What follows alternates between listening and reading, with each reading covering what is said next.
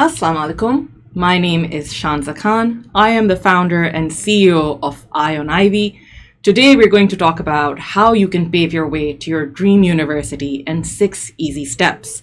And I talk from experience because I'm a graduate of Convent of Jesus and Mary here in Lahore. And if I can go to Emory and Harvard on a full scholarship, then so can you. And we're going to talk about how you can do that. So this course has essentially 6 modules. I'm first going to talk about the significance of this course. Clearly you think it's important enough and that's why you're tuning in, but it's also significant to know when are you tuning in. I don't know if you're listening to this in 9th grade, in 10th grade, in 11th grade, and the timing of this conversation is also very important. Please note, I'm saying 9th and 10th instead of, using the O-level system or the metric system or the IB system, because I don't know where you're studying. And if you are tuning in a bit later into the process, do not worry. I will address your concerns as well and how we can gain back on lost time. So the first thing we're going to talk about is the identification of academic passion, which is the building block of this entire process. If you don't know what that is, please don't worry, we will get to it. This will be followed by a discussion on internships and then subsequently volunteer work.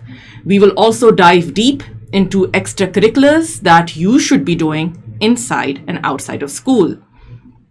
Similarly, we're going to talk about how you should be spending your breaks, whether it is your summer break, your winter break, if you have a spring or fall break, and how you should not be wasting all your time at weddings. And lastly, we will also talk about test prep and when you should be giving your SAT, your IELTS, your TOEFL. Please note that this module and this course is specifically geared towards those who wish to apply overseas.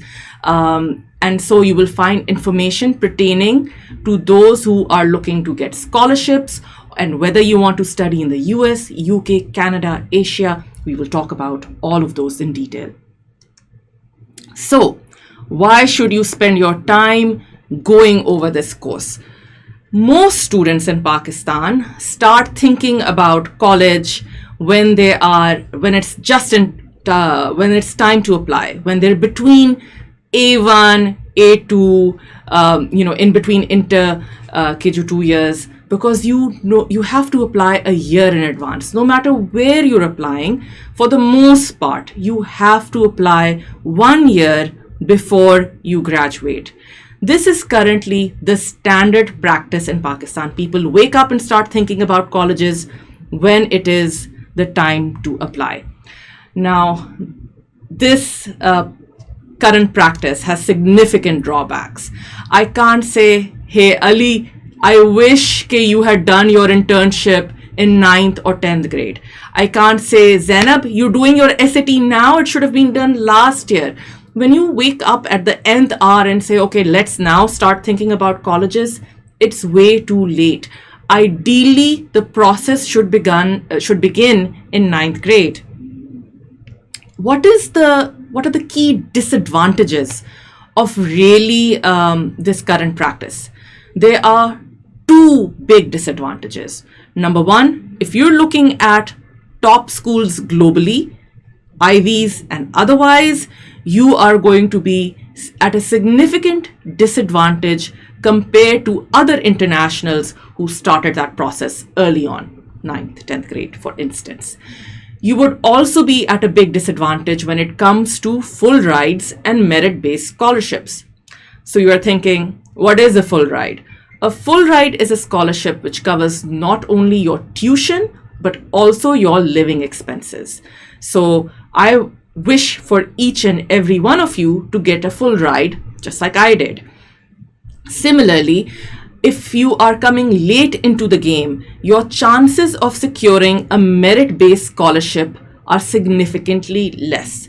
There are 2 types of scholarships that universities offer: merit and need. The vast majority of merit-based scholarships not only look at your grades, but they also look at your extracurriculars. And that's why it's important to start thinking of this process early on. So where are we today? COVID has not only rocked the world, it has also rocked the college admissions process. Many of you already know that universities have lifted several testing requirements, particularly the SAT. This has resulted in a flood of increased applications to top tier schools. Students who thought that we couldn't afford to take the SAT, or we're just afraid of the SAT, we're not a standardized test taker, we're going to keep away from it, we're like, hooray, we can now apply. And so there was a surge of applicants, and also side by side, a significant decrease in the percentage of admitted students. Harvard this year, for instance, only saw an acceptance rate of 3.4%, Yale 4.6%, Princeton 3.9%. This means that for every 100 applicants to Harvard, only 3 were accepted. That's a really low number. And other elite colleges saw similar statistics. Even very high achieving, well-rounded students didn't get the admission offers to their desired schools. Several students also took a gap year thinking that, hey, I don't want to study online. I don't know where the world is going. Let's just apply next year. And so what has happened, there are increased amount of applicants for the very same spots. And COVID, it seems, is here to stay. So we have to take that into consideration and in our stride. It is the harsh truth. Admission committees, when they are comparing well-rounded students who have fantastic grades, great resumes, very well-written essays, other criteria are going to be factored in. And in a crowd full of very good applicants, what you now need is a spike. And we're going to talk about that later in this module. So before we come to the point of what exactly is a spike, it is very important that you also know what has been the timeline of the college admission profile, because while some things have gone out the window, others have continued. When admissions first started way back in the 17th century for elite colleges such as Harvard, there were some implicit rules. You had to be white, you had to be male, you had to be wealthy. And that was essentially it. Fast forward a little bit, and then religious affiliations came into play. Some of this still continues. There are universities which are, Southern Baptist, or who affiliate themselves with a particular branch of Protestantism, and applicants who belong to these denominations self-select who want to go to these particular universities. Internationals, such as yourself, are not looking at this, but for white students who are US citizens, this is still a consideration. Over time, universities actually started to look at what courses had the applicant studied. Gasp! Who would have thought that that would be a consideration? But in the 20th century, standardized testing became the norm. There was a lot of evolution in the field of medicine, in the field of psychology, and these people, these researchers, told admission, committees and universities, we can actually help you assess how intelligent a student is. And so that mechanism of standardized tests really became the norm, and the SAT, IELTS, TOEFL continued today and are still an important factor. If you are throwing out, hey, SAT is now optional for many universities, SAT optional does not necessarily mean SAT blind. We will come to that in the testing module. Post-World War, there was an increased amount of competition from all over the world for students who now wanted to study in college.